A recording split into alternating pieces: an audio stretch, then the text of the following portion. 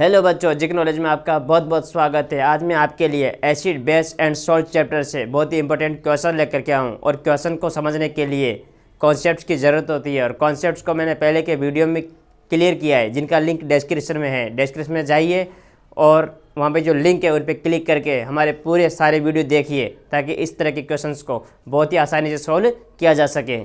चलो इस क्वेश्चन को सॉल्व करते हैं।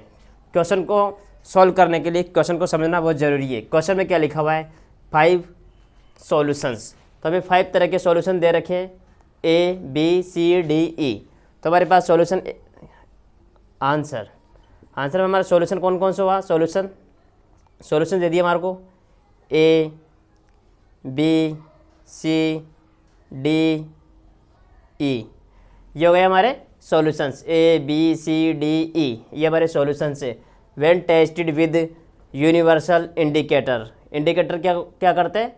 जो एसिड बेस एंड सॉल्ट को बताते हैं। सॉल्ट pH एज, और pH बताते हैं 4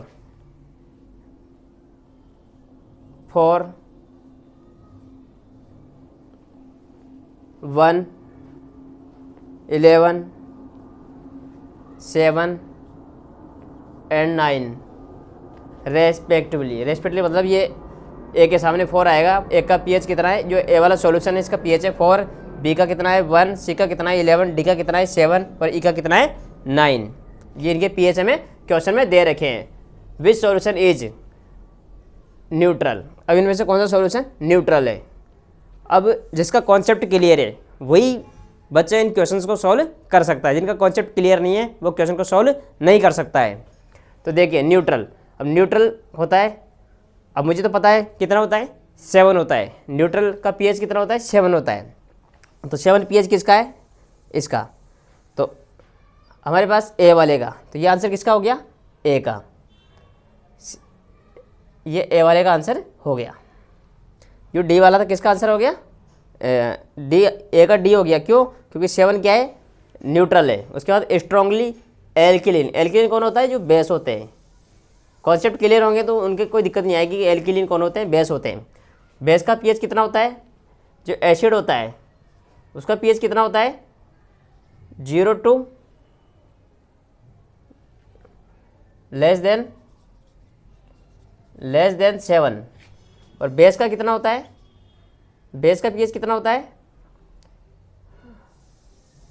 मोर देन 7 to 14। ये किसका होता है? बेस।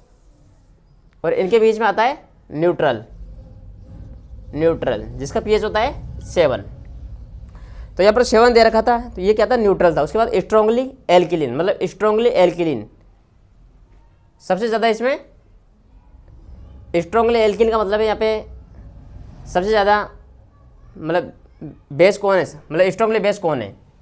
तो स्ट्रांगली बेस मतलब 7 से 14 लिखा हुआ है, इसका मतलब बेस कौन कौन है? तो यहाँ पर देखो 7 से ऊपर कौन है? ये 7 से ऊपर है और ये भी 7 से ऊपर है, मतलब ये हमारे क्या है? बेस है, एल्किलिन है। लेकिन दोनों में से स्ट्रांगली कौन है? जिसकी pH वैल्यू ज़्यादा है।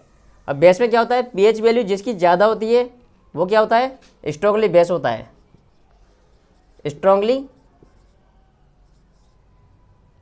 Strongly base.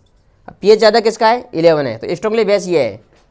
तो बी वाले का आंसर क्या हो गया? सी वाला, जिसका pH वैल्यू कितनी है? 11। उसके बाद स्ट्रांगली एसिडिक। अब एसिडिक है, इसका मतलब 7 से कम। अब 7 से कम कौन कौन से दे रखे हैं हमारे को? 7 से कम 1 है और 4 है। अब एसिड में क्या होता है कि जिसकी pH वैल्यू सबसे कम, होती है वो सबसे ज़्यादा क्या होता है? एसिडिक होता है। वो सबसे ज़्यादा एसिडिक होता है। जिसकी pH वैल्यू सबसे कम वो सबसे ज़्यादा एसिडिक। तो यहाँ पर देखिए इसकी pH वैल्यू सबसे कम है, तो ये क्या हुआ? एसिडिक। तो सी वाले का आंसर हो गया बी वाला, स्ट्रांगली एसिडिक। Weakly acidic. अब वीकली एसिडिक pH वैल्यू कितने से? 0 से लेकर के 7 के बीच में आएगी। तो मतलब 7 के पास में आने वाली है, मतलब pH वैल्यू बढ़ेगी तो एसिडिक कैरेक्टर कम हो जाता है, तो pH वैल्यू इसकी ज़्यादा है। तो ये क्या हुआ हमारा? वीकली एसिडिक हुआ। तो ये क्या हो गया हमारा? डी वाला आंसर हो गया। उसके बाद वीकली एल्किलिन मतलब बेस कौन सा है दोनों में से? बेस, ये दोनों बेस है क्योंकि पीएच वैल्यू क्या है 7 से ज़्यादा है। 9 और 11, 9 और 11 की पीएच वैल्यू 7 से ज़्यादा है, इसलिए दोनों बेस है, लेकिन दोनों में स्ट्रॉन्ग है। इसकी पीएच वैल्यू ज़्यादा है, इसका मतलब स्ट्रॉन्गली बेस है। इसकी पीएच वैल्यू कम है, इसका मतलब ये वीकली बेस है। तो वीकली कौन सा हुआ हमारा? ई। तो इन क्वेश्चंस के आंसर हो गया हमारा न्यूट्रल कौन सा है, स्ट्रॉन्गली एल्किलिन कौन सा है, स्ट्रॉन्गली एसिडिक कौन सा है, और वीकली एसिडिक कौन है, वीकली एल्किलिन कौन है। कॉन्सेप्ट जिसका क्लियर है उसे इन क्वेश्चन में कभी दिक्कत नहीं आएगी। क्वेश्चन बड़ा जरूर दिख रहा है लेकिन बहुत ईजी है।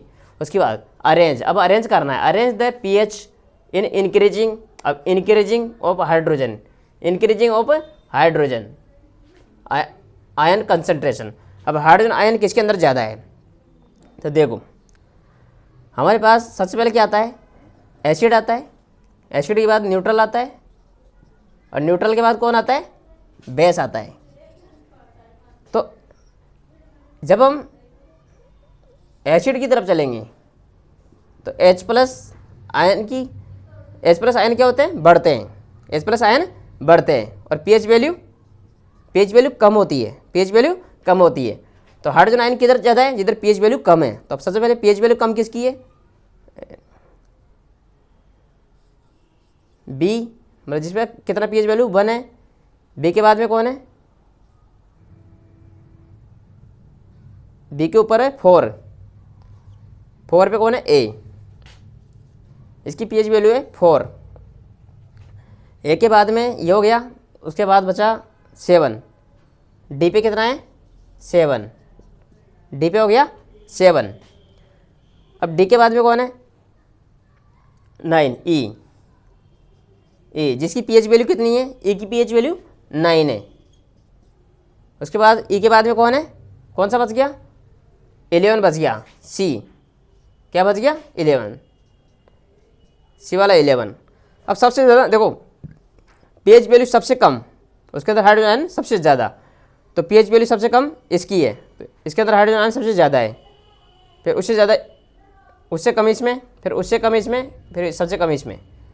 तो ये हमारा ऑर्डर हो गया किसका? Arrange the pH in arranging of hydrogen ion concentration. ये तो हाइड्रोजन आयन का हो गया। अगर मान लो आपको OH माइनस का पूछ लेता तो क्या होता है? इसका हम जस्ट अपोजिट कर देते, तो किसका होता? OH माइनस का हो जाता है। लेकिन हमारे यहाँ क्या हाइड्रोजन आयन का पूछ रहा है, जैसे हाइड्रोजन आयन का ये ऑर्डर है। तो आपको क्वेश्चन समझ में आया होगा। इस तरह के क्वेश्चन को सॉल्व करने के लिए कॉन्सेप्ट की ज़रूरत होती है, तो आप कॉन्सेप्ट पे ध्यान दीजिए। कॉन्सेप्ट को मैंने पहले की वीडियो में क्लियर किया है, और ये क्वेश्चन आपको बहुत अच्छे से समझ में आया होगा। और इस वीडियो को 10th क्लास के स्टूडेंट्स के पास ज़्यादा ज़्यादा भेजिए, क्योंकि इस वीडियो को उनको काफ़ी ज़रूरत है। और आप जिक नॉलेज को लाइक, शेयर और सब्सक्राइब करिए। Thank you.